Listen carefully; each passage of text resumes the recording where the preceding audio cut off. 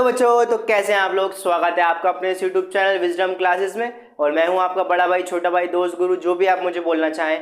मेरा नाम है विरल विश्वकर्मा और आ गया हूं आज मैं फिर से एक बार the human eye and the colourful world का लेक्चर नंबर 3 लेके। तो कैसे हैं आप लोग बच्चों, उम्मीद है आप लोग बहुत अच्छे होंगे। तो लास्ट लेक्चर में हमने क्या पढ़ा था, लास्ट लेक्चर में हमने डिफेक्ट्स ऑफ विजन देख ली थी, जिसमें हमने क्या पढ़ा था, जिसमें हमने आपको मायोपिया पढ़ा दिया था, हाइपरमेट्रोपिया पढ़ा दिया था, प्रिस्बायोपिया पढ़ा दिया था और इनके करेक्शंस बता दिए थे, है ना। जिसमें मैंने आपको पढ़ाया था मायोपिया क्या होता है, नियर साइटेडनेस होता है, मतलब इसमें पास का दिखता है, दूर का नहीं दिखता, है ना। हाइपरमेट्रोपिया में क्या बताया था, इसमें क्या होता है, ये फार साइटेडनेस होता है, इसमें दूर का दिखता है लेकिन पास का दिखाई नहीं देता। इनके हमने करेक्शन बता दिए थे आपको। मैंने प्रिस्बायोपिया बता दिया था। प्रिस्बायोपिया में क्या होता है, प्रिस्बायोपिया में हम बाइफोकल लेंस का यूज करते हैं। अगर आप ये लेक्चर देखना चाहते हैं तो मैंने डिस्क्रिप्शन बॉक्स में पिन कर दी है लास्ट लेक्चर की लिंक, क्या कर सकते हैं आप, ये पार्ट बहुत अच्छे से समझ सकते हैं। आज के लेक्चर में हम स्टार्ट करने वाले हैं lecture number 3 the human eye and the colourful world का। और आज हम पढ़ने वाले हैं प्रिज्म क्या होता है, स्कैटरिंग ऑफ लाइट क्या होती है, इंडेल इफेक्ट हम देखने वाले हैं, एटमॉस्फेरिक रिफ्रैक्शन देखेंगे, एटमॉस्फेरिक रिफ्रैक्शन से क्या क्या फिनोमेना हो सकते हैं, ये सारी चीजें हम आज के लेक्चर में कंप्लीट करने वाले हैं। तो आइए आज का लेक्चर स्टार्ट करते हैं। बच्चों सबसे पहले हम जानने वाले हैं कि प्रिज्म आखिर होता क्या है ना। जैसे आपने देखा होगा जब आप साइंस लैब जाते होगे आपके स्कूल के, तो वहां पे आपको मैम क्या दिखाती है या फिर सर क्या दिखाते हैं, एक 3D शेप का ट्रायंगुलर प्रिज्म दिखाती है। ट्रायंगुलर ऑब्जेक्ट होता है, इसको क्या बोलते हैं हम, प्रिज्म बोलते हैं। आइए एक बार देखते हैं कि प्रिज्म आखिर होता क्या है। देखते हैं क्या लिखा है, prism is a transparent refracting medium. अच्छा, जब मैंने आपको लाइट चैप्टर पढ़ाया था वहां पे आपको मैंने दो फिनोमेना बताए थे, एक बताया था रिफ्लेक्शन और एक बताया था रिफ्रैक्शन।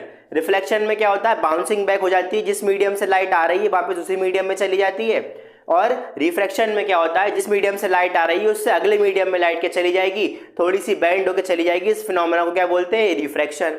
तो इसी तरह क्या होता है, प्रिज्म भी एक कैसा मीडियम है, प्रिज्म भी क्या है, एक रिफ्रैक्टिंग मीडियम है। रिफ्रैक्टिंग मीडियम है मतलब इसमें भी लाइट क्या करेगी, रिफ्रैक्ट करेगी, मतलब अपने एक मीडियम से दूसरे मीडियम में ट्रेवल करते हुए अपने एंगल को क्या कर लेगी, बेंड कर लेगी, अपने पाथ को डेविएट कर लेगी। अच्छा, और क्या लिखा, इट इज अ ट्रांसपेरेंट। ये कैसा है, ट्रांसपेरेंट। बेटा तीन तरह के सब्सटेंस होते हैं, ओपेक, ट्रांसपेरेंट और ट्रांसलूसेंट। ओपेक ऑब्जेक्ट क्या होते हैं, जो लाइट को अपने अंदर से पास नहीं होने देते, उनको क्या बोलते हैं हम, ओपेक ऑब्जेक्ट बोलते हैं। फॉर एग्जाम्पल जैसे वुड हो गया, अगर मैं ऐसी एक वुड रखूं और यहां से मैं टॉर्च मारूं वुड में, यहां से टॉर्च मार दूंगा तो क्या बोर्ड पे आपको लाइट दिखेगी, नहीं दिखेगी। तो वुड कैसी है, एक ओपेक ऑब्जेक्ट है। सेकंड होते हैं ट्रांसपेरेंट ऑब्जेक्ट। ट्रांसपेरेंट क्या करते हैं, जो पूरी लाइट को 100% लाइट को क्या करते हैं, अपने अंदर से ट्रांसफर होने देते हैं, उनको क्या बोलते हैं हम, ट्रांसपेरेंट ऑब्जेक्ट। तो ऐसे ही प्रिज्म क्या होता है, एक ट्रांसपेरेंट ऑब्जेक्ट होता है, जिसमें जो कि ऐसे ही प्रिज्म क्या होता है, एक ट्रांसपेरेंट ऑब्जेक्ट होता है, मतलब ये अपने अंदर से 100% लाइट को क्या होने देगा, पास होने देगा। और कैसा मीडियम है, रिफ्रैक्टिंग मीडियम है। रिफ्रैक्टिंग मीडियम मतलब क्या होता है, इसमें रिफ्रैक्शन का फिनोमेना भी होगा। ठीक है, अब सेकंड पॉइंट क्या लिखा है, it is made up of glass. ये प्रिज्म आखिर बनता किसका, ये बनता है आपका काय का, ग्लास सब्सटेंस का बनता है प्रिज्म। आइए मैं आपको एक डायग्राम दिखाता हूं जिसमें मैं आपको प्रिज्म लोकेट करूंगा। तो स्क्रीन पे आपको जो डायग्राम दिख रहा है, देखिए ये क्या है, ये एक प्रिज्म होता है ना। ये ट्रायंगुलर शेप का 3D स्ट्रक्चर होता है, इसको हम फील कर सकते हैं। आपको पता है ना, 2D स्ट्रक्चर को हम फील नहीं कर सकते, 3D स्ट्रक्चर को हम फील कर सकते हैं। तो ये ऐसा क्या दिखता है, आपका प्रिज्म दिखाई देता है। आया समझ में आपको। अच्छा, ये मैंने डायग्राम और बनाया, ये 2D स्ट्रक्चर बनाया प्रिज्म का। 3D डायग्राम को हम बोर्ड पे शो नहीं कर सकते, इसलिए हमने क्या बनाया है, आपको 2D स्ट्रक्चर बनाया है, किसका, प्रिज्म का। अच्छा, ये एंगल दिया हुआ ए, तो आइए समझते हैं ये एंगल ए क्या होता है। ये जो एंगल ए आपको दिख रहा था वो क्या होता है बेटा, वो होता है angle of prism. Angle of prism क्या होता है, ये देखते हैं। इसको हम सबसे पहले तो ए से डिनोट करते हैं, लेटर ए से डिनोट करते हैं। ये क्या होता है, it is angle between two lateral surfaces of the prism. अच्छा देखिए, लेटरल सर्फेसेज मतलब क्या होता है, आपको सबसे पहले मैं ये बताता हूँ। ठीक है, तो लेटरल सर्फेस मतलब क्या होता है, देखो बेटा प्रिज्म कितने सर्फेस से मिलकर बनाए, 3 सर्फेस से मिलकर बनाए। पहला सर्फेस ये रहा, दूसरा सर्फेस ये रहा, तीसरा सर्फेस जो कि बॉटम में है। अब ये 3 सर्फेस को आइए मैं एक बार नाम दे देता हूँ। देखो यहाँ पे बेटा ये वाला रहा आपका फर्स्ट सर्फेस, ये रहा आपका सेकंड सर्फेस और ये रहा आपका थर्ड सर्फेस। अच्छा, ये तीनों सरफेस को क्या बोलते हैं हम, इन तीनों सरफेस को बोलते हैं लेटरल सर्फेसेस। लेटरल सर्फेस मतलब क्या होता है बेटा, आजू बाजू के सरफेस। जैसे 1 सरफेस और 2 सरफेस दोनों क्या है, लेटरल सरफेस है। लेटरल मतलब ही क्या होता है, आपके आजू बाजू। जैसे आपकी बॉडी, जैसे ये मेरी बॉडी है, मेरी बॉडी के लेटरली क्या है, मेरे हाथ है। लेटरली मतलब क्या होता है, लेटरली मतलब क्या होता है, साइड में। तो जैसे ही जो भी चीजें साइड में हो तो उनको क्या बोलते हैं हम, लेटरल बोलते हैं। ठीक है, तो लेटरल सरफेस जो एंगल बनाते हैं उनको क्या, उसी को क्या बोलते हैं हम, एंगल ऑफ प्रिज्म बोलते हैं, है ना। जैसे लेटरल सरफेस ये रहा 1, लेटरल सरफेस ये रहा 2, तो इन दोनों ने क्या एंगल बनाया, ये किसी एक एंगल पे इंक्लाइन है ना, ये किसी एंगल पे इंक्लाइन है, तो ये जिस एंगल पे है उसी एंगल को क्या बोलते हैं, एंगल ऑफ प्रिज्म। अब ये एंगल की वैल्यू क्या हो सकती है, कुछ भी हो सकती है ना। एंगल जो है आपका 30 भी हो सकता है, एंगल आपका 60 भी हो सकता है ना, आपका एंगल 45 का भी हो सकता है। तो ये एंगल की वैल्यू कुछ भी हो सकती है, आपको ये फाइंड करना पड़ेगी या फिर किसी किसी क्वेश्चन में ये गिवन होंगी, है ना। आपको एंगल ऑफ प्रिज्म समझ में आया बच्चों। एक टर्म और आपको देखना है जो कि होने वाली है एंगल ऑफ डेविएशन। अभी आपको एंगल ऑफ प्रिज्म पढ़ाया था मैंने, अब पढ़ाता हूँ एंगल ऑफ डेविएशन। बेटा ये भी बहुत इंपॉर्टेंट है। एंगल ऑफ डेविएशन क्या होता है, angle between direction of incident ray and direction of emergent रे। अच्छा ये इंसिडेंट रे और इमर्जेंट रे क्या होता है, आइए आपको बताता हूँ। तो इंसिडेंट रे जैसे कि आपने लाइट चैप्टर पढ़ा होगा, लाइट चैप्टर में क्या था, इंसिडेंट रे क्या होती थी, जो सरफेस पे लाइट गिरती थी वही क्या होती थी, इंसिडेंट रे। तो सेम यहाँ पे भी यही फिलॉसफी लगेगी, क्या लगेगी। तो यहाँ पे देखो ये जो सरफेस है आपका, ये फर्स्ट सरफेस है, इस सरफेस के ऊपर जो लाइट गिरेगी वो क्या हो जाएगी, इस सरफेस की इंसिडेंट रे हो जाएगी। मतलब ये वाली जो लाइट आ रही जो कि प्रिज्म के ऊपर गिरने वाली है ना, उसको क्या बोलते हैं हम, इंसिडेंट रे। आया समझ में। अच्छा इमर्जेंट रे क्या होती है, देखो बेटा ये कौन सा मीडियम है, एयर मीडियम है, एयर मीडियम से ये ग्लास के मीडियम में लाइट गई तो ये थोड़ी सी रिफ्रैक्ट हो गई, फिर ग्लास के मीडियम से वापस एयर के मीडियम में क्या गई, लाइट गई। तो जब वापस एयर के मीडियम में लाइट गई है ना, तो ये क्या हो गई, फिर से बेंड हो गई अवे फ्रॉम द नॉर्मल। तो फाइनली जो प्रिज्म से लाइट निकल रही है वो कौन सी लाइट है, ये वाली लाइट है, जो ये बीम ऑफ लाइट है वो क्या है, फाइनली प्रिज्म से बाहर निकल रही है। तो इसी जो ये जो लाइट है जो फाइनली प्रिज्म से बाहर निकल रही है, इसी को क्या बोलते हैं हम, इमर्जेंट रे बोलते हैं, या फिर इसको हम ई से डिनोट करते हैं और इंसिडेंट रे को हम स्मॉल आई से डिनोट करते हैं। आया समझ में कि इंसिडेंट लाइट क्या होता है, इमर्जेंट लाइट क्या होता है, ठीक है। अब एंगल ऑफ डेविएशन क्या होता है, इन्हीं दोनों लाइट के, जो इंसिडेंट लाइट है और इमर्जेंट लाइट है, या फिर जो इंसिडेंट रे है जो इमर्जेंट रे, इन दोनों की डायरेक्शन के बीच में जो एंगल होता है। अच्छा अब डायरेक्शन कैसे निकालेंगे इनकी, डायरेक्शन निकालने के लिए क्या करना है, आपको प्रिज्म क्या कर देना है, हटा देना है, ऐसा मान लेना है कि वहां पे प्रिज्म नहीं रखा, ठीक है। अच्छा अगर ये प्रिज्म नहीं होता यहाँ पे तो क्या मैं मानता कि जो इंसिडेंट लाइट थी वो कहाँ निकल जाती, सीधी निकल जाती, अगर प्रिज्म नहीं होता तो।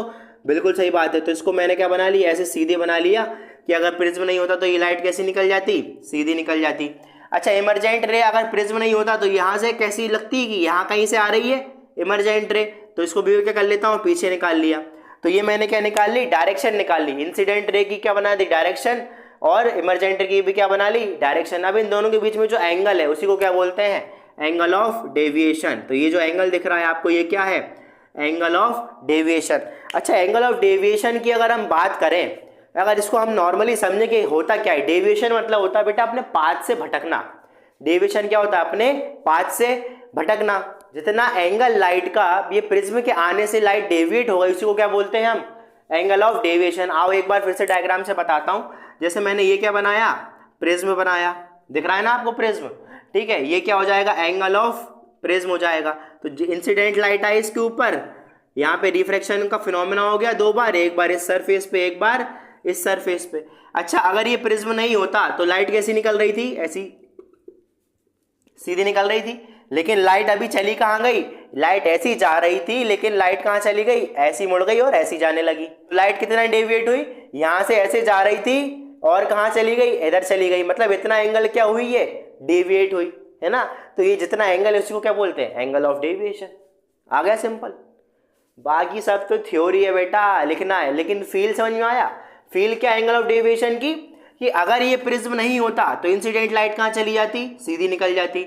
अब सीधी निकलती ऐसी प्लेन की तरह, प्लेन होता है ना श्यूं करके, अगर ये प्रिज्म नहीं होता लाइट कहाँ निकल जाती, सीधी निकल जाती।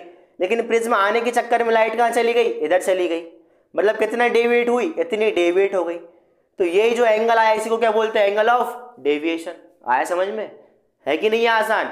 फील लो बेटा, फिजिक्स का फील लो, बहुत प्यारी चीज है फिजिक्स। आइए बच्चों अब हम देखते हैं कि रिफ्रैक्शन ऑफ मोनोक्रोमेटिक लाइट कैसे होता है प्रिज्म से। अभी मैंने आपको जब प्रिज्म की डेफिनेशन लिखवाई थी उसमें मैंने लिखवाया था it is a transparent refracting medium. Refracting medium में मतलब इसमें कौन सा फिनोमेना होगा, रिफ्रैक्शन का। मतलब जब लाइट एक मीडियम से दूसरे मीडियम में ट्रेवल करेगी तो ये अपने पाथ से क्या हो जाएगी, थोड़ी सी डेविएट हो जाएगी और क्या हो जाएगी, या तो टुवर्ड्स नॉर्मल बेंड होगी या फिर अवे फ्रॉम नॉर्मल बेंड हो जाएगी, है ना। अब अपन को सबसे पहले तो यही बात याद रखना जो कि हम लाइट चैप्टर से निकाल के लाए हैं, कि जब लाइट एयर से ग्लास में ट्रेवल करेगी, अभी मैं आपको बताऊंगा कि एयर से ग्लास में ट्रेवल कब करेगी, तो क्या होगी, वो लाइट हमेशा टुवर्ड्स नॉर्मल क्या करेगी, आगे जाके चलेगी। और जब भी लाइट ग्लास मीडियम से एयर मीडियम में जाएगी तो हमेशा क्या जाएगी, अवे फ्रॉम नॉर्मल जाएगी। अब नॉर्मल क्या होती है, आइए मैं आपको डायग्राम की हेल्प से बताता हूँ कि नॉर्मल लाइट क्या होती है और ये एयर मीडियम कौन सा है, ग्लास मीडियम कौन सा है। उसके पहले हम एक बात और समझते हैं बेटा कि रिफ्रैक्शन तो हम पढ़ने वाले हैं प्रिज्म से, लेकिन रिफ्रैक्शन हम मोनोक्रोमेटिक लाइट का ही क्यों पढ़ने वाले हैं। अच्छा, मोनोक्रोमेटिक लाइट होती क्या है बेटा? मोनोक्रोमेटिक लाइट मतलब होता है बेटा, मोनो मतलब होता है सिंगल, ये आप ही की तरह सिंगल है मजाक कर रहा हूँ भाई, सीरियसली मत हुआ करो यार। मोनोक्रोमेटिक देखो बेटा, मोनोक्रोमेटिक मतलब होता है, मोनो मतलब होता है सिंगल मतलब एक, और क्रोमेटिक मतलब होता है कलर की लाइट, मतलब सिंगल कलर की लाइट है ये, है ना, इसलिए इसको क्या बोलते हैं, मोनोक्रोमेटिक लाइट। देखिए बच्चों, आपको बोर्ड पे क्या दिख रहा है, आपको प्रिज्म दिख रहा है, जो कि जिसका मैंने क्या बनाया है, 2D स्ट्रक्चर बनाया है। अब ये एंगल ए क्या बताया, मैंने आपको बताया था एंगल ए क्या होता है, एंगल ऑफ प्रिज्म होता है, जो कि दो लेटरल सरफेस के बीच का एक एंगल होता है। अब एयर मीडियम क्या होता है, ये प्रिज्म जब भी मैं लैब में, ये एक्सपेरिमेंट में कहाँ कर रहा हूँ, लैब में कर रहा हूँ, तो प्रिज्म के अलावा जो भी एयर का मीडियम होता है उसको क्या बोलते हैं, एयर मीडियम। और प्रिज्म मैंने आपको बताया था किसका बनता है, ग्लास का, तो ये पूरा प्रिज्म के अंदर का क्या हो जाएगा, ग्लास मीडियम हो जाएगा। अब नॉर्मल लाइट क्या होती है, नॉर्मल मतलब होती है कि जो सरफेस के क्या हो, परपेंडिकुलर हो, तो इस सरफेस के परपेंडिकुलर लाइन जो होगी वो क्या हो जाएगी, नॉर्मल लाइट हो जाएगी। इस सरफेस के परपेंडिकुलर जो लाइन होगी वो क्या हो जाएगी, परपेंडिकुलर लाइन हो जाएगी, जिसको हम नॉर्मल भी बोलेंगे। आइए अब देखते हैं कि हम मोनोक्रोमेटिक लाइट को जब प्रिज्म से पास कराते हैं तो वो किस डायरेक्शन में जा रही है।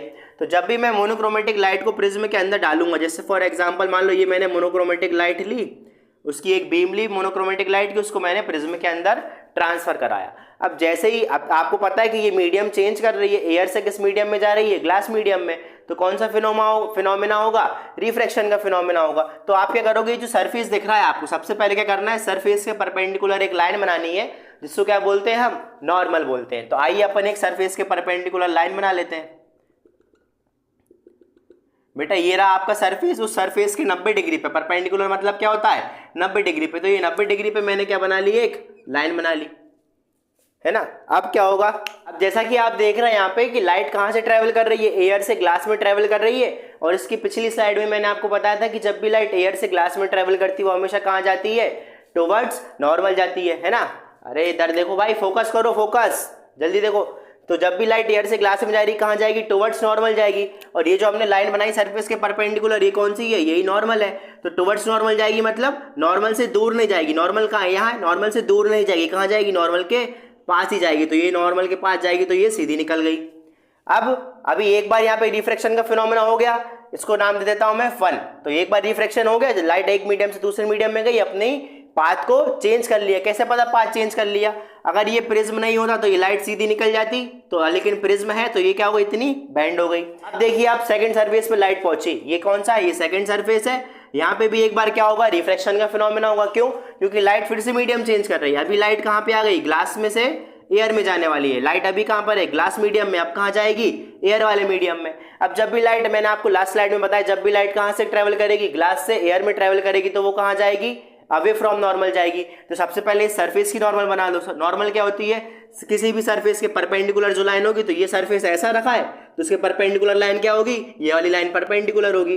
तो आइए सरफेस के एक परपेंडिकुलर क्या बनाते हैं हम, लाइन बना लेते हैं। ये रही परपेंडिकुलर लाइन जो कि 90 डिग्री एंगल की है ना। अब जब भी इस सरफेस से बाहर लाइट निकलेगी तो कैसी जाएगी, अवे फ्रॉम नॉर्मल। क्यों, क्योंकि ये कहाँ से जा रही है, ग्लास से एयर में जा रही है। तो ये क्या बना दूंगा, अब इस तरफ जाएगी अगर, तो वो तो टुवर्ड्स नॉर्मल हो जाएगी, नॉर्मल के पास, तो लाइट का निकल जाएगी अवे फ्रॉम द नॉर्मल, तो ये क्या हो जाएगी, बाहर निकल जाएगी। आया समझ में कि रिफ्रैक्शन ऑफ मोनोक्रोमेटिक लाइट कैसे होता है प्रिज्म से। तो जब भी लाइट एयर से ग्लास में जाएगी तो टुवर्ड्स नॉर्मल मूव करेगी, फिर वापस क्या होगी, ग्लास से एयर में जाएगी तो अवे फ्रॉम नॉर्मल मूव करेगी। और जो नॉर्मल क्या होता है, जो सरफेस के परपेंडिकुलर लाइन होती है उसको क्या बोलते हैं, नॉर्मल बोलते हैं। आया समझ में। आइए बच्चों अब हम देखते हैं कि जो फिनोमेना होता है डिस्पर्जन का, डिस्पर्जन फिनोमेना क्या होता है। तो देखिए क्या लिखा है, the phenomena of splitting of white light into its constituent colour when it passes through a prism. अच्छा, आपको मैंने अभी एक मोनोक्रोमेटिक लाइट बताई थी। तो मोनोक्रोमेटिक लाइट क्या होता है, जिसमें सिर्फ एक ही कलर हो, सिंगल कलर हो। लेकिन जो डिस्पर्जन का फिनोमेना है, ये मोनोक्रोमेटिक लाइट के कलर से नहीं होता। किससे नहीं होता, मोनोक्रोमेटिक लाइट जो होती है ना बेटा, उससे नहीं होता। तो फिर किससे होगा बेटा, ये होगा पॉलीक्रोमेटिक लाइट से। पॉलीक्रोमेटिक लाइट मतलब क्या होता है, पॉली मतलब होता है बहुत सारी, क्रोमेटिक मतलब कलर। तो ऐसी लाइट जिसमें बहुत सारे कलर हो, मतलब वो लाइट जो बहुत सारे कलर के मिलने से बनी हो, उसको क्या बोलते हैं, पॉलीक्रोमेटिक लाइट। ऐसी लाइट को हम व्हाइट लाइट भी बोलते हैं। जो व्हाइट लाइट होती है उसमें बहुत सारे कलर होते हैं। तो आइए मैं आपको डायग्राम से डिस्पर्जन का फिनोमेना समझाता हूँ। तो जो डायग्राम आपको बोर्ड पे दिख रहा है, इसमें आप देखिए, जो व्हाइट लाइट है, जो पॉलीक्रोमेटिक लाइट है, वो जैसे ही प्रिज्म के अंदर जाती है तो प्रिज्म से बाहर क्या निकलती है? पॉलीक्रोमेटिक लाइट नहीं निकलती, क्या निकलती है? पूरे 7 कलर्स की लाइट निकलती है, जिसको हम क्या बोलते हैं? विबज्योर बोलते हैं, VIBGYOR। नीचे से देखिए आप, विबज्योर लिखा है। और यही कलर क्या होते हैं? सातों रेनबो के कलर होते हैं, है ना। तो ये जो फिनोमेना है, जिससे क्या हो रहा है? व्हाइट लाइट की स्प्लिटिंग हो रही है into its constituent colour. Constituent colour मतलब होता है बेटा जिस कलर से वो लाइट खुद बनी है ना, तो उसको क्या बोलते हैं हम? Constituent colour. तो जो पॉलीक्रोमेटिक लाइट है, मैंने आपको बताया कि पॉलीक्रोमेटिक लाइट में क्या होता है? बहुत सारे कलर होते हैं। तो वो बहुत सारे कलर कौन से हैं? यही कलर है ना। तो इनकी स्प्लिटिंग होना when it passes through a prism, जब ये प्रिज्म से पास करेंगी तो इस फिनोमेना को क्या बोलते हैं हम? डिस्पर्जन का फिनोमेना बोलता है। और एक बात, बहुत इंपॉर्टेंट बात आपको याद रखना है कि ये जो डिस्पर्जन का फिनोमेना है ये हमेशा पॉलीक्रोमेटिक लाइट से होता है, मोनोक्रोमेटिक लाइट से नहीं होता। पॉलीक्रोमेटिक लाइट को हम व्हाइट लाइट भी बोलते हैं। स्वाहा। आया समझ में? बहुत इंपॉर्टेंट था बेटा ये पार्ट। आइए बच्चों अब समझते हैं स्पेक्ट्रम क्या होता है। देखिए स्पेक्ट्रम क्या होता है? स्पेक्ट्रम मतलब होता है the bunch of 7 colour is called spectrum. मतलब जो डिस्पर्जन का फिनोमेना आपने देखा, अभी जो डायग्राम दिखाया था ना, उसमें 7 कलर बन रहे थे। कौन कौन से बन रहे थे? VIBGYOR, रेनबो वाले कलर 7 कलर, ठीक है। VIBGYOR। आया समझ में? अब ये जो बंच है 7 कलर का बंच बना था, याद नहीं आ रहा? आओ दिखाता हूं। देखो ये डायग्राम, देखो यहाँ पे बोर्ड पे दिख रहा है डायग्राम। ये 7 कलर का जो बंच दिख रहा है, इसी बंच को क्या बोलते हैं बेटा हम? इसी बंच को बोलते हैं स्पेक्ट्रम। तो आइए बच्चों हम देखते हैं हमारा नेक्स्ट टॉपिक, जो कि होने वाला है कॉज ऑफ डिस्पर्जन। कि आखिर क्यों, कि जब हम पॉलीक्रोमेटिक लाइट को ससुरा पास कराते हैं प्रिज्म से, तो वो डिस्पर्जन का फिनोमेना काहे को शो करता है? मतलब वो स्प्लिटिंग ऑफ व्हाइट लाइट क्यों हो जाती है 7 कलर्स में? तो इसका रीजन क्या है? तो आइए देखते हैं क्या लिखा है। In air and vacuum light ray of all colour travel at the same speed. जब भी हम एयर मीडियम और वैक्यूम मीडियम, वैक्यूम पता है ना आपको? Very good. जब भी हम एयर मीडियम और वैक्यूम मीडियम की बात करते हैं तो जो लाइट की रे है अलग अलग कलर की, है ना, वो सब क्या करती है? सेम स्पीड से ट्रैवल करती है। सबकी स्पीड मान लो x किलोमीटर पर आवर। सारे कलर की स्पीड की लाइट क्या होती है? x किलोमीटर पर आ रही होगी। कब? एयर और वैक्यूम में। लेकिन जैसे ही हम दूसरे मीडियम में जाते हैं, दूसरे मीडियम में मतलब अरे आप चाहे ग्लास में चले जाओ, चाहे आप वाटर के अंदर चले जाओ, लेकिन आपको एयर और वैक्यूम के मीडियम से अलग जाना है। जब भी हम अदर मीडियम में जाते हैं, दूसरे मीडियम में जाते हैं, दे travel with different speed and bend at different angle. तो जब भी हम अदर मीडियम में जाएंगे ये डिफरेंट स्पीड से ट्रैवल करेंगे, और डिफरेंट स्पीड से ट्रैवल कर रहे हैं तो डिफरेंट एंगल से क्या हो जाएंगी? बेंड हो जाएंगी, डिफरेंट एंगल पे बेंड हो जाएंगी एंड कॉज डिस्पर्जन। इसलिए इनका फिनोमेना क्या होता है? इनका जो फिनोमेना होता है डिस्पर्जन को ये शो करती हैं। आया समझ में? तो क्या है, एक बार समरी देखिए मेरे साथ, कि जो डिफरेंट कलर की लाइट होती है वो एयर मीडियम में और वैक्यूम मीडियम में सेम स्पीड से ट्रैवल करती हैं। सबकी स्पीड कैसी रहेगी? सेम रहेगी। लेकिन ये जैसी दूसरी मीडियम में जाती हैं सबकी स्पीड अलग अलग हो जाती है, अलग अलग भागने लगती है, भाईचारा तोड़ देती है। भाईचारा ऑन टॉप नहीं चलता, फिर क्या चलता है? सिर्फ सब अपने अपने चलते हैं, अलग अलग। तो जैसे ये दूसरे मीडियम में जाते हैं तो क्या होता है? ये क्या करते हैं? ये अपनी अपनी अलग अलग स्पीड से ट्रैवल करते हैं। अब अलग अलग स्पीड से ट्रैवल कर रही हैं डिफरेंट कलर्स की लाइट, तो क्या होंगी? डिफरेंट डिफरेंट एंगल से बैंड होंगी, और डिफरेंट डिफरेंट एंगल से बैंड होंगी तो एक फिनोमेना होगा, उसको क्या बोलते हैं हम? Dispersion of light. आया समझ में? चलो लिख लो बेटा इसको जल्दी फटाक से। आई देखिए बच्चों, नोट डालिए। नोट, अरे नोट मतलब होता है इंपॉर्टेंट पॉइंट, गधे। चलो देखो, नोट पैसा पैसा करते हो। चलो देखो बेटा क्या लिखा है फर्स्ट पॉइंट। अच्छा, अपन पढ़ना क्या है? नोट में क्या इंपॉर्टेंट पॉइंट लिखा है कि जब भी आपको अभी मैंने आपको फिनोमेना ऑफ डिस्पर्जन का डायग्राम दिखाया था। उस डायग्राम में आप देखो, रेड लाइट सबसे ऊपर थी, वायलेट लाइट सबसे नीचे थी। तो यही पता लगाना है कि जो रेड लाइट होती है वो सबसे ऊपर क्यों होती है और वायलेट लाइट सबसे नीचे क्यों होती है ना। आप एक बार फिर से डायग्राम देखो, ये डायग्राम दिख रहा है आपको? देखो, रेड लाइट सबसे ऊपर बनी है और वायलेट लाइट सबसे नीचे बनी है। मतलब वायलेट लाइट सबसे ज़्यादा डेविएट हुई है, सबसे ज़्यादा अपने पाथ से भटकी है, और जो रेड लाइट है वो सबसे कम डेविएट हुई है, सबसे कम अपने पाथ से भटकी है। तो इसका रीजन क्या लिखना है?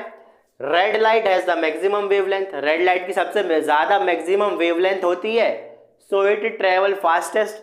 तो वो ज्यादा तेज ट्रेवल करती है, और तेज ट्रेवल करती है तो डेविएट लीस्ट। सबसे तेज ट्रेवल करेगी तो क्या होगी? सबसे कम डेविएट होगी। नेक्स्ट पॉइंट क्या लिखा है कि जो वॉयलेट लाइट होती है वो नीचे क्यों होती है? Because violet light has minimum wavelength. Violet light की वेवलेंथ कैसी होती है? मिनिमम होती है, तो it travel slowest and deviate most. तो वो ट्रेवल कैसे करती है, स्लो स्लो ट्रेवल करती है। क्यों? क्योंकि इसकी वेवलेंथ क्या होती है, सबसे कम होती है।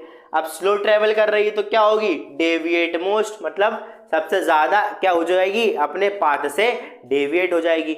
आइए आपको एक रिलेशन बताता हूँ, बहुत इंपॉर्टेंट रिलेशन है, जिससे आपको ये याद करने में बहुत आसानी होगी। आइए बच्चों एक रिलेशन समझते हैं कि वेवलेंथ, वेलोसिटी और डेविएशन में क्या रिलेशन होता है। जो पॉइंट अभी मैंने आपको नोट में लिखवाए थे दो, है ना, कि उसको कैसे हम अच्छे से याद कर सकते हैं, वो ये रिलेशन के आप हिसाब से आप बहुत अच्छे से और इजीली बहुत अच्छे से याद कर सकते हो। देखिए क्या लिखा है कि वेवलेंथ जो होती है वेलोसिटी के डायरेक्टली प्रोपोर्शनल होती है। डायरेक्टली प्रोपोर्शनल मतलब पता है, ये अगर ये इंक्रीज होगी तो ये भी इंक्रीज होगा, ये इंक्रीज होगा तो ये भी इंक्रीज होगा, ये डिक्रीज होगी तो ये भी डिक्रीज होगी, मतलब सेम सेम फंक्शन चलेगा दोनों का। और वेलोसिटी के इनवर्सली प्रोपोर्शनल होता है डेविएशन, और वेवलेंथ के भी इनवर्सली प्रोपोर्शनल होता है डेविएशन। इनवर्सली प्रोपोर्शनल मतलब क्या होता है, अगर वेवलेंथ बढ़ेगी तो डेविएशन कम हो जाएगा, डेविएशन ज्यादा होगा तो वेवलेंथ कम हो जाएगी। अच्छा, इसको जो दोनों पॉइंट लेके तो उससे रिलेट करते हैं। मैंने आपको क्या बताया था कि रेड लाइट है मैक्सिमम वेवलेंथ, रेड लाइट की वेवलेंथ क्या होती है, मैक्सिमम, मतलब ये ज्यादा। अब फिर लिखा था मैंने, अगर उसकी वेवलेंथ ज्यादा है तो उसकी ट्रेवल करने की स्पीड भी क्या होगी, वो तेज ट्रेवल करेगी। तेज कब ट्रेवल करेगी, जब उसकी स्पीड क्या होगी या फिर वेलोसिटी क्या होगी, ज्यादा होगी। तो अगर वेवलेंथ ज्यादा है तो वेलोसिटी ज्यादा, वेलोसिटी ज्यादा तो चलने की स्पीड ज्यादा, मतलब फास्ट ट्रेवल करेगी। और फास्ट ट्रेवल कर रही है तो डेविएशन क्या हो जाएगा, कम, तो सबसे कम डेविएट होगी। यही मैंने आपको उसके पहले वाले पॉइंट में लिखवाया था। अब उसके बाद वॉयलेट लाइट में क्या पढ़ाया था कि वॉयलेट लाइट की वेवलेंथ क्या होती है, कम होती है। वेवलेंथ कम होती है तो वेलोसिटी क्या हो जाएगी, कम हो जाएगी। वेलोसिटी कम हो जाएगी तो ट्रैवल कैसे करेगी, स्लो ट्रैवल करेगी, और स्लो ट्रैवल करेगी तो डेविएशन सबसे ज्यादा होगा। डेविएशन सबसे ज्यादा होगा मतलब अपने पाथ से ज्यादा भटकेगी, और सबसे ज्यादा भटकती है। देखो आप डायग्राम में मैंने आपको बताया था ना कि वॉयलेट लाइट सबसे नीचे आती है। आए समझ में, बहुत इंपॉर्टेंट रिलेशन है बेटा, ये याद कर लेंगे आप इसको। तो आइए बच्चों अब देखते हैं कि सर आइजैक न्यूटन ने क्या काम करा था प्रिज्म के ऊपर। उन्होंने एक एक्सपेरिमेंट करा था, उसका क्या नाम था, प्रिज्म एक्सपेरिमेंट, जो कि किसने करा था, न्यूटन सर ने करा था, जिनका पूरा नाम क्या था, सर आइजैक न्यूटन। आइए देखते हैं इन्होंने क्या एक्सपेरिमेंट करा था। They showed that sunlight is made up of 7 colours by passing it through a prism to form a spectrum. इन्होंने क्या शो करा, इन्होंने ये शो करा कि जो सनलाइट है ना बेटा, जो सन से लाइट आती है वो क्या होती है, सनलाइट। तो वो सनलाइट जो है 7 कलर से मिलके बनी है। कितने कलर से मिलके बनी है, it is made up of 7 colours by passing it through a prism to form a spectrum. और जब हम इसको प्रिज्म से पास कराते हैं तो ये क्या बनाती है, स्पेक्ट्रम बनाती है। मैंने आपको बताया था कि जो 7 कलर का बंच बनता है उसको क्या बोलते हैं हम, स्पेक्ट्रम बोलते हैं। उसके बाद क्या लिखा है, then he used a second inverted prism to recombine the colour back into white light. अभी अपन ने क्या एक्सपेरिमेंट देखा था, अभी अपन ने क्या देखा था, स्पेक्ट्रम बनाया था, डिस्पर्जन अपन ने फिनोमेना देखा था। उसमें क्या करा था अपन ने कि सीधा प्रिज्म रखा था, उससे जब हमने व्हाइट लाइट पास कराई थी, और या फिर हम बोल सकते जब हमने उस पर पॉलीक्रोमेटिक लाइट पास कराई थी, तो क्या हो रहा था, वो 7 कलर में स्प्लिट हो जा रहा था। वो इस प्रिज्म कैसा रखा था, सीधा। अब मैं चाहता हूं कि मैं वो 7 कलर से क्या वापस व्हाइट लाइट बना सकता हूं कि नहीं बना सकता, ये मुझे देखना है। तो उन्होंने क्या करा, जो सेकंड प्रिज्म लिया था उन्होंने कैसे यूज करा, इन्वर्टेड प्रिज्म यूज करा। इन्वर्टेड मतलब होता है बेटा उल्टा से ना। अगर जो पहला प्रिज्म था वो कैसा था, अगर ऐसा था सीधा, उसकी नोक वाली पॉइंट कहाँ थी, ऊपर थी। तो अब इन्होंने क्या करा, उल्टा प्रिज्म यूज करा, जिसकी नोक वाली पॉइंट कहाँ पे थी, नीचे थी। इन्होंने इन्वर्टेड प्रिज्म को यूज करा और क्या करा, recombine the colour back into the white light. और उन्होंने देखा कि व्हाइट लाइट वापस से बन गई उन 7 कलरों से, है ना। यही क्या था, इनका एक्सपेरिमेंट था। और उन्होंने प्रूफ कर दिया क्या, proving that white light is a mixture of 7 colour. इसका मतलब क्या है कि व्हाइट लाइट किसका मिक्सचर है, 7 कलर से। मतलब जब आपने प्रिज्म से व्हाइट लाइट निकाली थी तो वो 7 कलर में क्या हो जा रही थी, बट जा रही थी, जब वो प्रिज्म सीधा रखा था। और फिर जब उसी प्रिज्म को उल्टा करके रख दिया तो जो 7 कलर निकल रहे थे उन्हीं से क्या बन गई, वापस से व्हाइट लाइट बन गई। आइए मैं आपको एक बार डायग्राम से दिखाता हूं। आप डायग्राम में देखिए, जो पहला प्रिज्म रखा है उसमें कैसी लाइट जा रही है, व्हाइट लाइट जा रही है, यानी पॉलीक्रोमेटिक लाइट जा रही है। और क्या बन रहा है, एक स्पेक्ट्रम बन रहा है, यानी बंच ऑफ 7 कलर आपको दिखाई दे रहा है। अब दूसरे केस में क्या करा उन्होंने, उसी के आगे क्या कर दिया, जो 7 कलर्स निकल रहे थे उसी के आगे उन्होंने क्या करा, एक प्रिज्म को उल्टा रख दिया, इन्वर्टेड कर दिया। इन्वर्टेड मतलब होता है उल्टा, उल्टा रख दिया। उल्टा रखा तो क्या करा, जब 7 कलर्स उसके अंदर गए तो वहां से दूसरी तरफ से क्या निकली, पूरी व्हाइट लाइट निकल गई। इसका मतलब क्या है कि व्हाइट लाइट किससे मिलके बनी है, it is a mixture of 7 colours. आया समझ में? आइए बच्चों, तब हम समझते हैं कि रेनबो फॉर्मेशन कैसे होता है। जो रेनबो दिखता है ना आपको, रेनबो कब फॉर्म होता है? रेनबो तभी फॉर्म होता है बेटा जब हल्की हल्की क्या हो रही हो, बारिश हो रही हो, और उसी के साथ क्या आ रही हो, सनलाइट जो है आ रही हो, प्रेजेंट हो सनलाइट, धीरे धीरे सन क्या कर रहा हो, शाइन कर रहा हो। तो आप ये हमेशा याद रखेंगे कि रेनबो फॉर्मेशन का केस क्या होता है। रेनबो फॉर्मेशन तभी होता है जब क्या हो, छोटे छोटे टाइनी ड्रॉपलेट्स, वाटर ड्रॉपलेट्स गिर रहे हो और उसके साथ में क्या आ जाए, सनलाइट आ जाए, तभी क्या होगा, रेनबो फॉर्मेशन होगा। तो आइए एक बार हम रेनबो फॉर्मेशन को समझते हैं कि रेनबो फॉर्मेशन आखिर होता क्या है, कैसे होता है। It is a natural example of dispersion. मैंने अभी आपको डिस्पर्जन बताया था। डिस्पर्जन क्या होता, स्प्लिटिंग हुई थी लाइट की 7 कलर्स में, उसको क्या बोल रहे थे हम, डिस्पर्जन बोल रहे थे। किसके थ्रू हुई थी, बाय प्रिज्म हुई थी। तो यही नेचुरल डिस्पर्जन होता है। रेनबो फॉर्मेशन क्या होता है, it is a natural example of dispersion, मतलब जो डिस्पर्जन है वो नेचुरली होता है। हमने जो प्रिज्म से करा था वो तो हमने लेबोरेटरी में करा था, लेकिन डिस्पर्जन का नेचुरल एग्जाम्पल कौन सा है, रेनबो फॉर्मेशन। मतलब जब रेनबो फॉर्मेशन होगा तो डिस्पर्जन का फिनोमेना भी होगा। सेकंड देखिए क्या लिखा है, tiny water droplets acts like a small prism, these droplets refract sunlight, disperse into 7 colors, internally reflect और then refract again। अब जब मैंने आपको बताया कि जब हल्की हल्की बारिश होती है, जो छोटी छोटी बारिश की बूंदें जो होती है ना, जो पानी की बूंदें होती हैं छोटी छोटी, वो किसकी तरह एक्ट करती हैं, they act like a small prism, small prism की तरह एक्ट करती हैं। और क्या होता है, ये ड्रॉपलेट्स के कारण क्या हो जाता है, these droplets refract sunlight, sunlight को पहले रिफ्रैक्ट करेंगी। अभी मैं आपको ये डायग्राम में समझाऊंगा कि रिफ्रैक्ट कहाँ होता है। फिर उसके बाद रिफ्रैक्ट करने के बाद उसको डिस्पर्स कर देंगी 7 कलर्स में। 7 कलर्स में डिस्पर्स करने के बाद क्या होगा, उसको इंटरनली रिफ्लेक्ट करेंगी। इंटरनली रिफ्लेक्ट करने के बाद क्या होगा, वापस से रिफ्रैक्ट कर देंगी। तो आइए समझते हैं कि ये चारों प्रोसेस रेनबो फॉर्मेशन में कैसे होती हैं with the help of water droplets. तो आपको ये डायग्राम दिख रहा है जिसमें मैंने क्या बनाया, एक गोल सी क्या बना दी है, रेन ड्रॉप। अपन एक ही रेन ड्रॉप से समझेंगे बेटा, है ना। जब एक ये रेन ड्रॉप जो है वो क्या, उसमें क्या होता है, जैसे ही सनलाइट आ रही, जब मैंने क्या बताया आपको कि रेनबो फॉर्मेशन कब होगा, जब सनलाइट और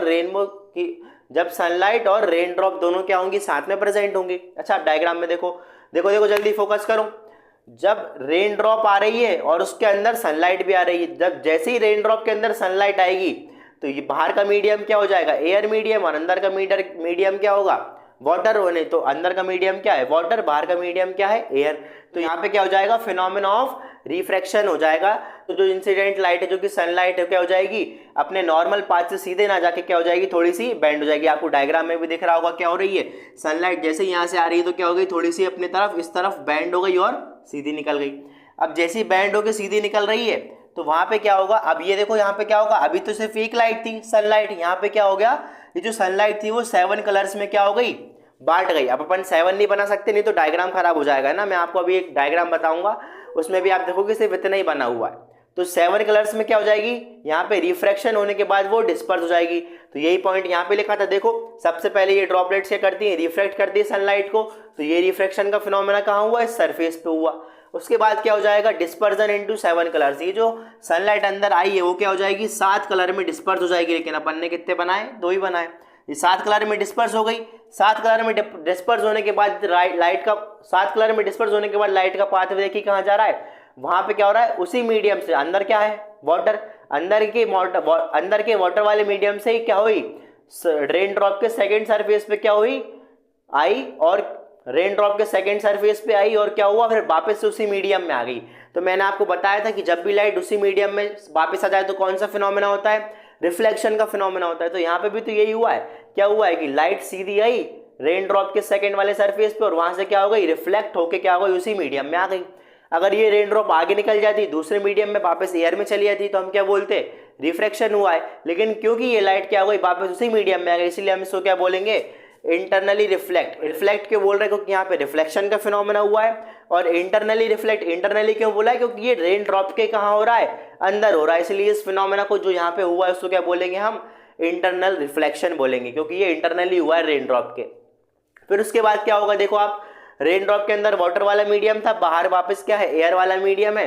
तो ये डेंसर की तरह एक्ट करेगा, ये रेयरर की तरह एक्ट करेगा, और क्या हो जाएगा, आपकी जो सनलाइट है वो क्या हो जाएगी, आपकी जो डिस्पर्स फॉर्म में थी, 7 कलर्स में थी, वो वापस क्या आ जाएगी, बाहर आ जाएगी रेन ड्रॉप के सरफेस से। यहाँ पे क्या हो जाएगा आपका, वापस से क्या हो जाएगा, रिफ्रैक्शन का फिनोमेना हो जाएगा, और क्या हो जाएगा, जो रेनबो निकल के आएगा, जो बाहर निकल के आ रहा है वो क्या हो जाएगा, एज अ रेनबो हमको दिखाई देगा। तो ये 4 फिनोमेना होते हैं, आपको इनका सीक्वेंस याद रखना है। आप इसको कैसे याद कर सकते हो, आप इसको RDRR से याद कर सकते हो। RDRR क्या होता है, देखो बेटा, RDRR, R मतलब होता है रिफ्रैक्शन, सबसे पहले क्या हुआ, रिफ्रैक्शन इस सरफेस पे। फिर होता है D मतलब डिस्पर्जन, मतलब व्हाइट लाइट का 7 कलर्स में स्प्लिट होना। फिर आता है R, वापस से क्या आएगा, रिफ्लेक्शन, री हुआ इंटरनल रिफ्लेक्शन। फिर वापस से क्या आता है R, मतलब क्या हो जाएगा, रिफ्रैक्शन, जो कि क्या हुआ, इस वाले सरफेस पे हुआ। तो आपको ये सीक्वेंस याद होना चाहिए कि ये जो सीक्वेंस है कि रेनबो फॉर्मेशन में कौन कौन से फिनोमेना होते हैं। सबसे पहले रिफ्रैक्शन होता है, फिर उसके बाद डिस्पर्जन होता है, उसके बाद इंटरनल रिफ्लेक्शन होता है, उसके बाद वापस से क्या होता है, रिफ्रैक्शन होता है। तो ये आपको ये सीक्वेंस में याद होना चाहिए। आइए इसको लिख लीजिए, मैं आपको नेक्स्ट टॉपिक समझाता हूँ। बच्चों अब हम देखने वाले हैं कि एटमॉस्फेरिक रिफ्रैक्शन क्या होता है। कि एटमॉस्फेरिक रिफ्रैक्शन के कारण क्या होता है, बहुत सारे फिनोमेना होते हैं, जैसे ट्विंकलिंग ऑफ स्टार्स हो गया, और भी बहुत सारे फिनोमेना होते हैं, है ना।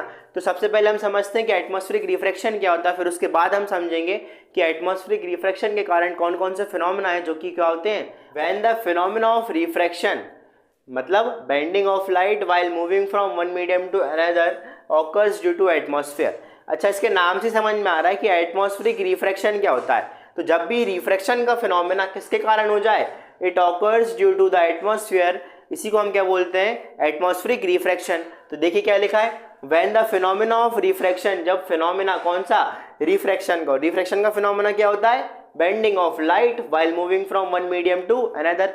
अरे रिफ्रैक्शन यही होता है ना, जब लाइट एक मीडियम से दूसरे मीडियम में ट्रेवल करती है। जैसे फॉर एग्जांपल अभी रेनबो के एग्जांपल में एयर से कहाँ जा रही थी, वाटर में जा रही थी, तो उसको क्या बोला था हमने, रिफ्रैक्शन। और एक बार और जब वो एयर से, और एक बार और जब वो वाटर से कहाँ जा रही थी, एयर में निकल रही थी, यानी रेनबो बन के निकल रही थी, हमने फिर से क्या बोला था उसको, रिफ्रैक्शन। तो रिफ्रैक्शन का फिनोमेना यही तो होता है, bending of light while moving from one medium to another. ये जो फिनोमेना है वो काय के कारण हो, ऑकर्स ड्यू टू एटमॉस्फेयर। जब ये एटमॉस्फेयर के कारण होगा उसको क्या बोलेंगे हम, एटमॉस्फेरिक रिफ्रैक्शन बोलेंगे। आया समझ में आपको। अब देखते हैं हम कि कौन कौन से ऐसे फिनोमेना है जो एटमॉस्फेरिक रिफ्रैक्शन के कारण क्या होते हैं, आपके नेचर में एग्जिस्ट करते हैं। जो पहला फिनोमेना होता है जो कि एटमॉस्फेरिक रिफ्रैक्शन के कारण होता है, वो कौन सा होता है, apparent position of stars. Apparent position of stars मतलब आप जो स्टार्स की पोजीशन आप देखते हो, जो आपको एक्चुअली दिखाई देती है, वो स्टार्स की रियल पोजीशन नहीं होती। इसका मतलब आप रात में जिसको बोलते हो कि मैं तुम्हारे लिए चांद तारे तोड़ के ला सकता हूँ, असलियत में वो तारा है ही नहीं। क्या सही में? हाँ भाई, एपरेंट पोजीशन ऑफ स्टार्स मतलब जो तारा आपको दिखाई दे रहा है उसकी वो रियल पोजीशन नहीं है, उसकी रियल पोजीशन कोई और है। तो आइए समझते हैं इस फिनोमेना को क्या समझाता है। अच्छा, इसका रीजन क्या होता है। सबसे पहले तो आप ये देखिए कि जो स्टार्स की एक्चुअल पोजीशन होती है वो हमको दिखाई नहीं देती, हमको उसकी दूसरी पोजीशन दिखाई देती है। तो ऐसा क्यों होता है, इसका रीजन क्या है, due to different densities and temperature of different layers of atmosphere. आपको पहले पढ़ा होगा आपने ज्योग्राफी में, कि जो अभी भी पढ़ा, शायद 10th क्लास में ही है या फिर पहले की क्लासेस में, आपने ज्योग्राफी में पढ़ा होगा कि जो एटमॉस्फेयर उसमें डिफरेंट डिफरेंट लेयर्स पाई जाती हैं, जैसे स्ट्रेटोस्फीयर, एटमॉस्फेयर, एक्सोस्फीयर, इथोस्फीयर, है ना। ऐसी बहुत सारी लेयर्स पाई जाती हैं। अब होता क्या है कि उन डिफरेंट डिफरेंट लेयर्स की क्या होती है, अलग अलग डेंसिटी होती है, अलग अलग टेम्परेचर होता है ना। हर लेयर का अलग टेम्परेचर है, हर लेयर की अलग डेंसिटी है। ऐसा आप ऊपर से नीचे आओगे तो टेम्परेचर कम ज़्यादा होता है, आप नीचे से ऊपर जाते हो तो टेम्परेचर कम ज़्यादा होता है। ऐसे ही हर लेयर का डिफरेंट डिफरेंट टेम्परेचर और डिफरेंट डिफरेंट डेंसिटीज़ है। अब डिफरेंट टेम्परेचर, डिफरेंट डेंसिटी, जिसके कारण क्या होता है, उनका रिफ्रैक्टिव इंडेक्स भी क्या करता है, वेरी करता है। मैंने आपको रिफ्रैक्टिव इंडेक्स बताया था, जिसको अपन क्या बोलते हैं, म्यू। एयर का कितना होता है, 1 होता है। तो डिफरेंट टेम्परेचर, डिफरेंट डेंसिटी के कारण क्या होता है, उन डिफरेंट डिफरेंट लेयर का रिफ्रैक्टिव इंडेक्स भी क्या करता है, अलग करता है। अब जब दो मीडियम होंगे जिनका रिफ्रैक्टिव इंडेक्स क्या होगा, अलग अलग होगा। जब रिफ्रैक्टिव इंडेक्स अलग अलग होगा तो ऑब्वियस सी बात है कि कौन सा फिनोमेना होगा, रिफ्रैक्शन का फिनोमेना होगा। रिफ्रैक्शन मतलब वही बेंडिंग ऑफ लाइट, जब वो एक मीडियम से दूसरी मीडियम में जा रही है। तो इसी रिफ्रैक्शन ऑफ मीडियम के कारण क्या होता है, आपको एपरेंट पोजीशन दिखाई देती है स्टार्स की। एक बार आप फिर से एक बार डायग्राम देखिए, आपको स्क्रीन पे एक डायग्राम दिख रहा होगा। तो जो डायग्राम दिख रहा है आप देखिए, यहाँ पे क्या लिखा है, स्टार्स का जो एक्चुअल पाथ होता है, स्टार्स की जो एक्चुअल रे पाथ होती है, मतलब स्टार से जो लाइट आ रही होती है, जो आपको दिख रही है, मतलब ये डायग्राम में देखिए आपको यहाँ दिख रही है स्टार लिखा है जहाँ पे, वो उसकी क्या है, एक्चुअल पोजीशन है। क्योंकि अभी एटमॉस्फेयर की डिफरेंट डिफरेंट लेयर्स होती हैं। जैसे देखो, मान लो ये आप खड़े हो तो ये डिफरेंट डिफरेंट लेयर्स दिख रही हैं। ये जो डिफरेंट डिफरेंट लेयर्स हैं वे किसकी हैं, ये एटमॉस्फेयर की डिफरेंट डिफरेंट लेयर्स हैं। अब जैसे ही स्टार से लाइट चलकर जो है आपके पास आएगी तो वो डिफरेंट लेयर से होती हुई आएगी, और डिफरेंट डिफरेंट लेयर का अलग अलग रिफ्रैक्टिव इंडेक्स है, जिसके कारण क्या होगा, आपको जो स्टार की लाइट है वो कहीं की और से आती हुई दिखेगी, जिसके कारण क्या होगा, आपको अपरेंट पोजीशन दिखाई देगी किसकी, स्टार्स की। आया समझ में बेटा, बहुत सिंपल है, वेरी इजी टॉपिक। आइए बच्चों, अब हम सेकंड फिनोमेना समझते हैं कि एटमॉस्फेरिक रिफ्रैक्शन के कारण सेकंड फिनोमेना क्या होता है। सेकंड फिनोमेना होता है ट्विंकलिंग ऑफ स्टार्स। आपने बचपन में वो पोएम सुनी है, ट्विंकल ट्विंकल लिटिल स्टार्स। अरे भाई वो गलत है, ट्विंकल ट्विंकल लिटिल स्टार्स तो होते ही नहीं है। स्टार्स तो कैसे होते हैं, बहुत बड़े होते हैं साइज में। अरे हाँ सही बोल रहा हूँ भाई, स्टार्स क्या होते हैं, बहुत बड़े होते हैं साइज में। अच्छा हमको फिर वो इतने छोटे क्यों दिखाई देते हैं। एक्चुअली में होता क्या है कि स्टार्स बहुत दूर है हमसे, अर्थ के भी बाहर है, बहुत ज़्यादा दूर है, यूनिवर्स में। तो हमारे और स्टार्स के बीच की जो डिस्टेंस है ना, जो दूरी है वो क्या है, बहुत ज़्यादा है। अब ये दूरी ज़्यादा होने के कारण क्या होता है, वो हमारे लिए क्या बन जाता है, पॉइंट साइज ऑब्जेक्ट बन जाता है। इसलिए हम क्या बोलते हैं, these are the little stars. आया समझ में। लेकिन असलियत में वो छोटे नहीं है भाई, वो बहुत बड़े हैं। समझ में आया। अच्छा अभी ट्विंकलिंग ऑफ स्टार्स क्यों होती है, कि स्टार्स हमको चमचमाता हुआ क्यों दिखाई देता है। एक आपको राज की बात बताऊं, डराओ डराओ, स्टार्स असलियत में ट्विंकल करता ही नहीं है। क्या बात कर रहे हो। हाँ भाई, स्टार्स असलियत में ट्विंकल ही नहीं करता, वो हमको सिर्फ दिखाई देता है कि वो क्या कर रहा है, ट्विंकल कर रहा है, चमक रहा है। अच्छा आओ दिखाता हूं तुमको कैसे होता। जैसे फॉर एग्जाम्पल मान लो ये मैं खड़ा हूं, या फिर आप मान लो आप खड़े हो। अब मेरे बाहर क्या होगा, अर्थ के बाहर बहुत सारे क्या है, डिफरेंट डिफरेंट एटमॉस्फेयर पाए जा रहे हैं। अब अर्थ के बाहर क्या हो रहा है, डिफरेंट डिफरेंट एटमॉस्फेयर पाए जा रहे हैं। अब क्या हो रहा है, जैसे मान लो ये आपका क्या है, स्टार। क्या है ये, स्टार। अब स्टार से जो लाइट आ रही है वो क्या हो रही है, इस मीडियम से होती हुई हमारे पास आएगी। ये जो हमने एटमॉस्फेयर की लेयर बनाई है, इन डिफरेंट डिफरेंट लेयर से होती हमारे पास आएगी। लेकिन अब हो क्या रहा है, हर अर्थ अपनी एक्सिस पे भी घूम रही है, ऐसे ऐसे ऐसे ऐसे। अर्थ अपनी एक्सिस पे भी घूम रही है, रोटेट रिवॉल्व कर रही है ना अर्थ, जिसके कारण क्या हो रहा है, जो एटमॉस्फेयर है, इनका जो एटमॉस्फेरिक रिफ्रैक्शन है वो भी चेंज होता जा रहा है ना। ये जो इनका एटमॉस्फेरिक रिफ्रैक्शन है ये भी क्या होता जा रहा है, चेंज होता जा रहा है। जिसके कारण क्या होता है, जो स्टार से हमारे पास लाइट आती है वो हमारे पास पहुंचते पहुंचते क्या होती है, कभी ऐसी होती है, कभी ऐसी होती है, कभी ऐसी होती है, कभी ऐसी होती है। तो अब अर्थ घूम रही है तो हम भी गोल गोल घूम रहे हैं, जिसके कारण क्या हो रहा है, ये लाइट हमारी आंखों में कभी आ रही है, कभी नहीं आ रही, कभी ज्यादा आ रही है, कभी कम आ रही है। तो इसी फिनोमेना के कारण क्या होता है, ट्विंकलिंग ऑफ स्टार्स। हमको ऐसा दिखाई देता है कि स्टार्स क्या कर रहे हैं, ट्विंकल कर रहे हैं, लेकिन असलियत में वो ट्विंकल नहीं करते। आया समझ में ये फिनोमेना। आइए बच्चों हम थर्ड फिनोमेना देखते हैं जो कि एटमॉस्फेरिक रिफ्रैक्शन के कारण होता है। वो क्या है, वो है advance sunrise and delay sunset. Advance sunrise मतलब होता है कि जब सूरज आपको दिखाई देता है वो एक्चुअल सूरज नहीं होता है ना, वो आपको क्या दिखाई नहीं लगता है, वो आपको पहले दिखाई देने लगता है। जो एक्चुअल सूरज होता है वो तो अभी उगा ही नहीं हुआ होता। जब वो उगेगा तब हमको सूरज और ऊपर दिखाई देगा। जब सूरज अपन को उगता हुआ दिखाई देता है तब वो असली सूरज नहीं होता। इसलिए क्या बोलता है, एडवांस सनराइज पहले दिखाई दे जाता है। डिले सनसेट मतलब सूरज डूब चुका लेकिन फिर भी हमको सूरज ऊपर ही दिखाई देता है। तो आइए समझते हैं कि सूरज को डूबने के बाद भी हमको डिले क्यों दिखाई देता है और एडवांस सनराइज क्यों दिखाई देता है, मतलब सूरज उगने से पहले हमको सन दिखाई कैसे देने लगता है। तो जैसे मान लो ये अर्थ है, अर्थ पे ही मैं हूँ। अब मैं अपनी क्या बनाऊंगा, एक होरिजन बनाऊंगा। होरिजन क्या होता है, मैंने आपको पहले भी बताया है कि होरिजन मतलब होता है कि आप जहाँ देख रहे हो तो वहाँ से एक सीधी लाइन, इमेजिनरी लाइन बना लो, जिसको क्या बोलते हैं हम, होरिजन बोलते हैं। जहाँ पे क्या होता है, आपको स्काई और जो आपकी लैंड वगैरह वो क्या होती है, दोनों मिक्स एक पॉइंट पे दिखाई देते हैं, उसको क्या बोलते हैं, होरिजन। तो मैंने ये होरिजन बना ली। अब सूरज चाचा भी नीचे है, सूरज चाचा कहाँ है, अभी नीचे है। ये क्या है, उसकी ट्रू पोजीशन है। लेकिन यहाँ से जो सनलाइट आ रही है वो एटमॉस्फेरिक रिफ्रैक्शन के कारण क्या हो रही है, पूरा क्या है, एटमॉस्फेयर की वही वापस सेम रीजन, टेम्परेचर अलग है, हर लेयर की डेंसिटी अलग है, जिसके कारण क्या होता है, हर लेयर का रिफ्रैक्टिव इंडेक्स अलग हो जाता है। हर लेयर के रिफ्रैक्टिव इंडेक्स के अलग होने के कारण क्या होता है, जो सन से लाइट आ रही होती है जिसको हम सनलाइट बोलते हैं, वो क्या होती है, रिफ्रैक्ट होते होते हमारी आंखों में आ जाती है और हमको क्या लगता है कि अरे सूरज चाचा प्रणाम, धन्य है आपके दर्शन हो गए, है ना। तो आया समझ में कि जो ट्रू पोजीशन उसकी यहाँ पे है, लेकिन हमको परसीव्ड पोजीशन, परसीव्ड मतलब होता है कि जो पोजीशन हमको दिखाई दे रही है, तो उसकी ओरिजिनल पोजीशन क्या है, ऊपर है, और ट्रू पोजीशन क्या है, नीचे। मतलब जब हमको सूरज दिखाई दे रहा है तब वो उगा नहीं है, वो असली सूरज नहीं है। असली सूरज तो कहाँ है, हॉरिजॉन के नीचे है, और हॉरिजॉन के नीचे इसलिए वो हमको दिखाई नहीं दे रहा। आया समझ में? आइए बच्चों, हम हमारा नेक्स्ट टॉपिक समझते हैं, scattering of light. Scattering of light क्या होता है? The reflection of light from an object in all direction is called scattering of light. For example देखो, आपको पता है कि हमारे एटमॉस्फेयर में डिफरेंट डिफरेंट टाइप के पार्टिकल्स पाए जाते हैं, जैसे वाटर ड्रॉपलेट्स हो गए, है ना, कुछ डस्ट के पार्टिकल्स मिल जाएंगे, है ना, कुछ छोटे छोटे पार्टिकल्स, बहुत छोटे छोटे पार्टिकल्स होते हैं जो आपके एटमॉस्फेयर में ऑल टाइम क्या रहते हैं, प्रेजेंट रहते हैं। अब फॉर एग्जांपल मान लो आपको सन से लाइट आ रही है या फिर किसी और सोर्स से क्या आ रही है, लाइट आ रही है। अब जब वो लाइट आपके पास आ रही है तो वो डिफरेंट डिफरेंट पार्टिकल्स से क्या होती है, टकरा के सारे डायरेक्शन में क्या हो जाती है, स्प्रेड हो जाती है। आइए आपको मैं एक डायग्राम से दिखाता हूं।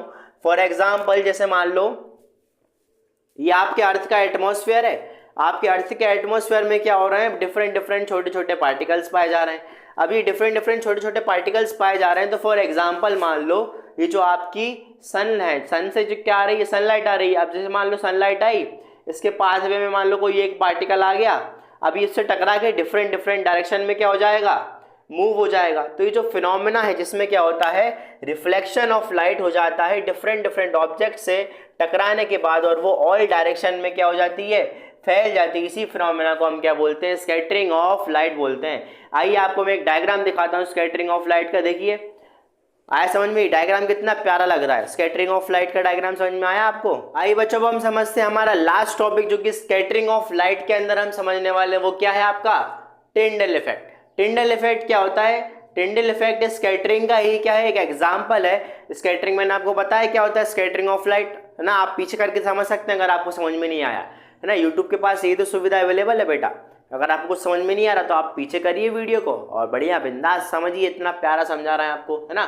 तो स्कैटरिंग ऑफ लाइट में एक फिनोमेना हमको पढ़ना जो कि क्या होता है, टिंडल इफेक्ट। टिंडल इफेक्ट क्या होता है? When a beam of light strikes fine particles like smoke, dust particles, etc., the path of the beam become visible। जैसा कि आपको मैंने समझा, वो जो लिखा है उसको छोड़ो, आप तो यहाँ पे ध्यान दो। जो आपका एटमॉस्फेयर होता है, मैंने आपको बताया वो कैसा एक हेट्रोजीनियस मिक्सचर है। हेट्रोजीनियस मिक्सचर मतलब क्या होता है, हेट्रो मतलब होता है डिफरेंट, तो वहाँ पे डिफरेंट डिफरेंट टाइप्स के पार्टिकल्स पाए जा रहे हैं। जैसे आपका डस्ट हो गया, टाइनी वाटर ड्रॉपलेट्स हो गए, डस्ट पार्टिकल्स हो गए, एयर पार्टिकल्स हो गए, स्मोक के पार्टिकल्स हो गए। तो ऐसे छोटे छोटे पार्टिकल्स क्या हैं आपके एटमॉस्फेयर में हमेशा पाए जाते हैं। अब इन पार्टिकल्स से जैसे ही बीम ऑफ लाइट टकराती है तो क्या होता है, आपको उसका पाथ दिखाई होता है। कैसे पाथ दिखाई होता है? जिस पाथ से बीम ऑफ लाइट आ रही है वो आपको विजिबल हो जाता है। आइए देखो एक बार डायग्राम देखो, बोर्ड पे डायग्राम देखा, तो यहाँ पे क्या हो रहा है, जैसे ही ये, तो यहाँ पे क्या हो रहा है, जो बीम ऑफ लाइट है, मतलब जो रास्ता है लाइट का, वो आपको विजिबल हो रहा है। तो इसी इफेक्ट को क्या बोलते हैं हम, टिंडल इफेक्ट बोलते हैं। और ये किसके कारण हो रहा है, स्कैटरिंग ऑफ लाइट के कारण हो रहा है। आया समझ में? तो ये आपका चैप्टर जो है यहाँ पे समाप्त होता है। बहुत ही इंटरेस्टिंग चैप्टर था, हमने इसको 3 पार्ट में कंप्लीट करा है, first part, second part, third part. मैं आपको तीनों ही पार्ट की लिंक जो है डिस्क्रिप्शन में पिन कर दूंगा। हमने इस चैप्टर को 3 पार्ट में कंप्लीट करा है। बहुत ही प्यारा चैप्टर और बहुत ही ज़्यादा इंपॉर्टेंट चैप्टर है आपके बोर्ड एग्जाम के लिए, है ना। तो नेक्स्ट वीडियो जो हमारी 10th क्लास के लिए आने वाली है वो किसके ऊपर आएगी, कुछ इंपॉर्टेंट क्वेश्चन इस चैप्टर के हम करेंगे, जिसमें हम उसके PYQ सॉल्व करेंगे और कुछ भी इंपॉर्टेंट टाइप के क्वेश्चन जो आपके एग्जाम पॉइंट ऑफ व्यू से क्या होने वाले हैं, बहुत इंपॉर्टेंट होने वाले हैं। तो चलिए हम लेते हैं अभी अलविदा, वेट करिए हमारे अगले लेक्चर का जो कि इंपॉर्टेंट क्वेश्चंस पे होने वाला है। और वो लेक्चर तो बिल्कुल आपको देखना ही है, जो आपके बोर्ड एग्जाम होंगे, मैं आपको वादा कर रहा हूँ उसमें से आपको क्वेश्चंस देखने मिलेंगे बहुत सारे बोर्ड एग्जाम में। अगर आपने वो वाले क्वेश्चन सॉल्व कर लिए तो आप इस चैप्टर के सारे क्वेश्चन बना ले जाएंगे जो आपके बोर्ड एग्जाम्स में आते हैं। तो चलिए मिलते हैं अगले लेक्चर में, तब तक के लिए bye bye, good night, take care.